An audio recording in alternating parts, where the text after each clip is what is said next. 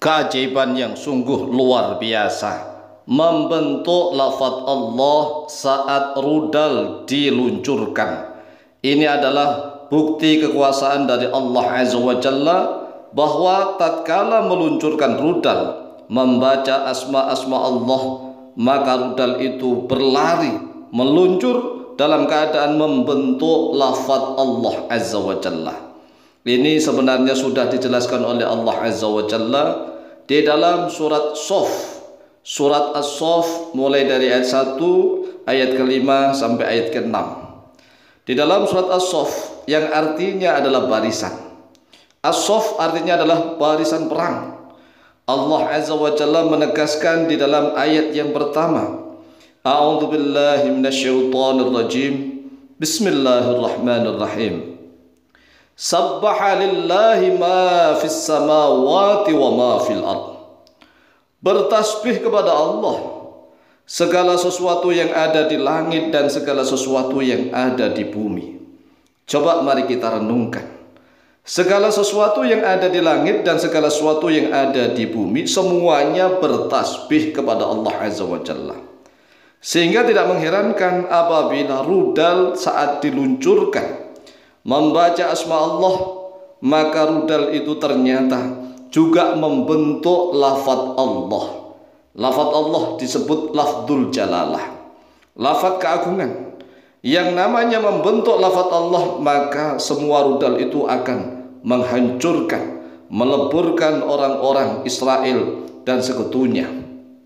Sabbaha lillahi ma fis samawati wa ma fil ard. Wa huwal azizul hakim. Sedangkan dia Allah Al-Aziz, yaitu zat yang maha perkasa. Al-Hakim, lagi yang maha menghakimi. Di sini diakhiri dengan lafaz wa huwal azizul hakim. Dia Allah maha perkasa, Al-Hakim, lagi maha menghakimi. Menghakimi, menghukumi dengan seadil-adilnya.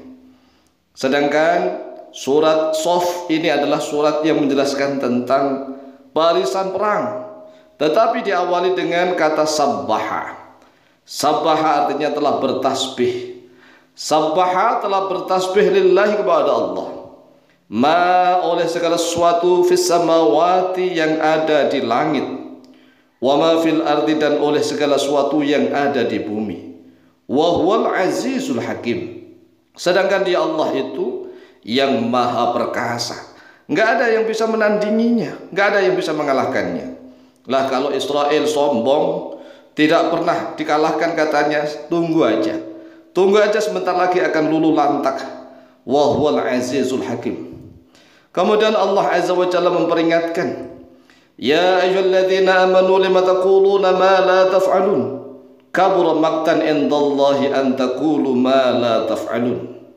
Wahai orang-orang yang beriman, mengapa kalian mengatakan sesuatu yang tidak kalian kerjakan? Ini peringatan untuk orang-orang yang beriman. Kita harus mengerjakan segala sesuatu.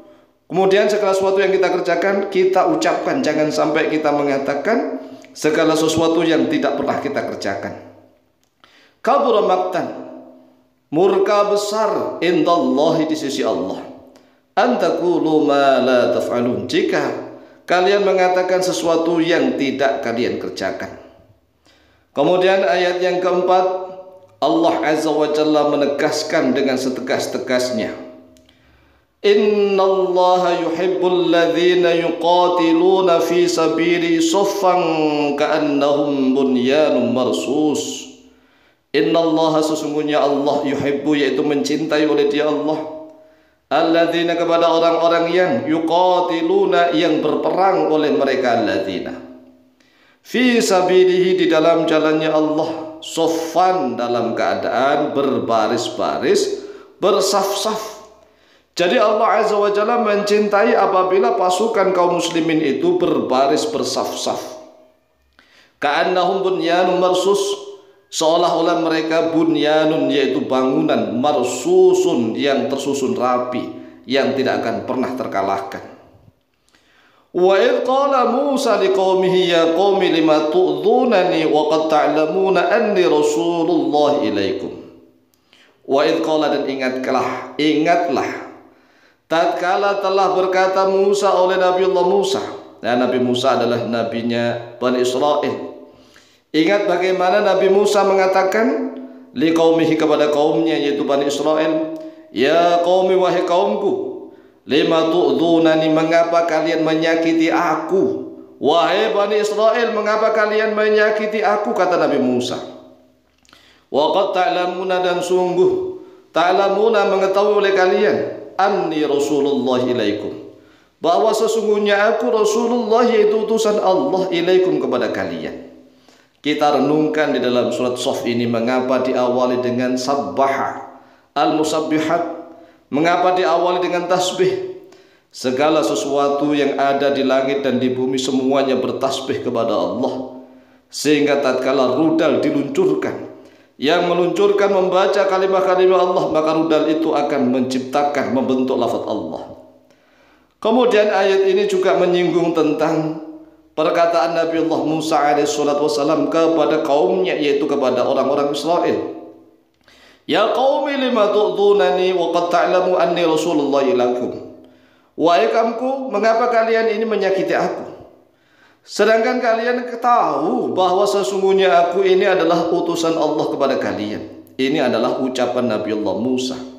Nah, kalau Nabiullah Musa disakiti oleh orang-orang Israel, maka ingatlah, falamma zaghu azaghallahu qulubahum. Falamma zaghu, tatkala berpaling oleh mereka orang-orang Bani Israel, azagh, maka memalingkan Allah oleh Allah, qulubahum, pada hati mereka. Karena orang-orang Bani Israel ini sudah berpaling, maka Allah memalingkan hati mereka dari kebenaran. Wallahu la yahdil qaumal fasiqin. Wallahu, bermula Allah, la yahdi, yaitu tidak akan menunjukkan oleh Dia Allah al-qauma, pada kaum, al-fasiqina, yang fasik oleh mereka kaum. Ini saudaraku kaum muslimin wal muslimat rahimakumullah dimanapun berada.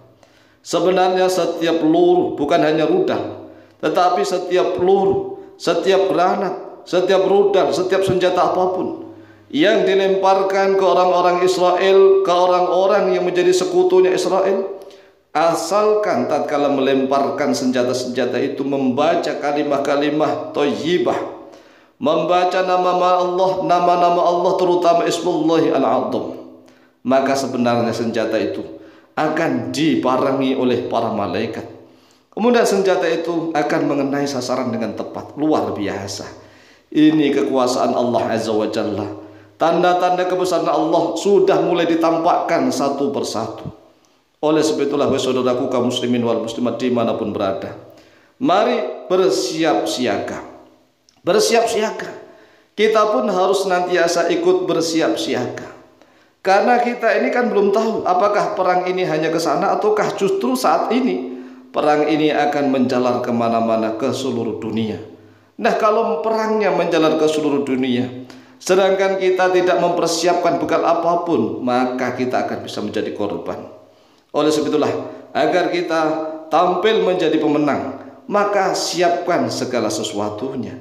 Termasuk misalnya kita mempersiapkan zikir dan doa khusus untuk keselamatan dan untuk kemenangan serta kejayaan kaum muslimin wal muslimat dimanapun berada, terutama kaum muslimin wal muslimat yang ada di Palestina dan Israel, agar dihancurkan oleh Allah Azza wa Jalla dengan sehancur-hancurnya. Demikian, semoga manfaat dan barokah fitini wa dunul akhirah. Lebih kurangnya mohon maaf. Wallahu ta'ala a'lamu bishawab.